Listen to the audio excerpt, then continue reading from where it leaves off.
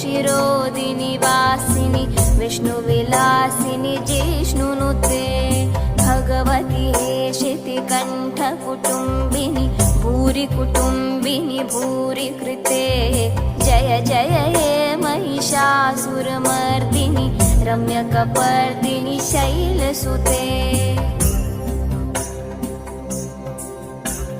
सुरवरवर्षिणि दूर्धरधर्षिणि दुर्मुखमर्षिणि हर्षरते